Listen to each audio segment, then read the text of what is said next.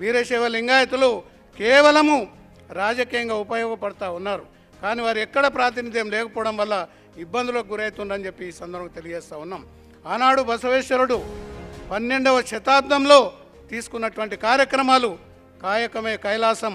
మరి ఎక్కడ చూసినా బసవేశ్వరుడు మన కర్ణాటక పోయినట్టుంటే 2023లో మన రాహుల్ గాంధీ గారు అక్కడ కూడల సంఘం విజిట్ చేసినారు. విజిట్ చేసినప్పుడు బసవేశ్వరుని గురించి తెలుసుకొని అక్కడ కృష్ణ, మలప్రభ, ఘటప్రభ అనే 3 నదుల లోపల మరి అక్కడ సజీవ సమాధి అయినటువంటి మహాపురుషుడు బసవేశ్వరుడు. బసవేశ్వరుని విధానాలు తీసుకుంటే మరి అప్పుడు బిజ్జలరాజు గవర్నమెంట్లో మరి ప్రధానమంత్రిగా ఉండి ఎన్నో కార్యక్రమాలు తీసుకున్నటువంటి మహాపురుషుడు బసవేశ్వరుడు. అంటే ఈనాడు జరుగుతున్నటువంటి పార్లమెంట్ అప్పుడే మరి కర్ణాటక గవర్నమెంట్లో 630 కోట్లతో మరి పార్లమెంట్ నిర్మించడం జరిగింది. బసవ కళ్యాణ్ నిర్మించారు కాబట్టి మనం ప్రత్యక్షంగా చూడవచ్చు.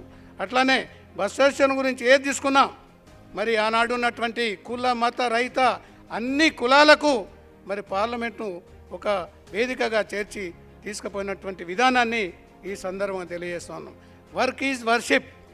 ఎవరైతే కాయకం చేస్తారో కాయకమే కైలాసం అనే విధంగా మరి తీర్చిదిద్దినటువంటి మహాపురుషుడు బసవేశ్వరుడు అని చెప్పి ఈ సందర్భంగా తెలియజేస్తూ ఉన్నాం. మరి ఇంకా మా కులానికి వచ్చినప్పుడు మా కులగణన అనేది ముఖ్యమంత్రి గారు తీసుకున్న మంచి కార్యక్రమం.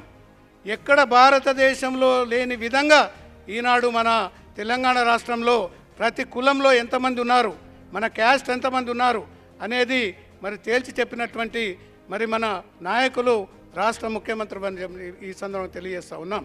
మరి ఇంకా ఏది ఉన్నా మన కులానికి మన లింగాయతులకు తప్పకుండా మరి మనకు ఇచ్చిన కార్పొరేషన్కు నిధులు ఇచ్చి మాకు తప్పకుండా సాయం చేస్తారని చెప్పి తెలియజేస్తూ మరి పెద్దలకు మాకున్నటువంటి ఇబ్బందులన్నీ కూడా మెమోరాండం ద్వారా మరి ఇవ్వాలని అనుకున్నాం. కాబట్టి ఇక్కడికి వచ్చిన పెద్దలందరికీ మరొకసారి ధన్యవాదాలు చెప్తూ నేను ముగిస్తూ ఉన్నాను. జై బసవ.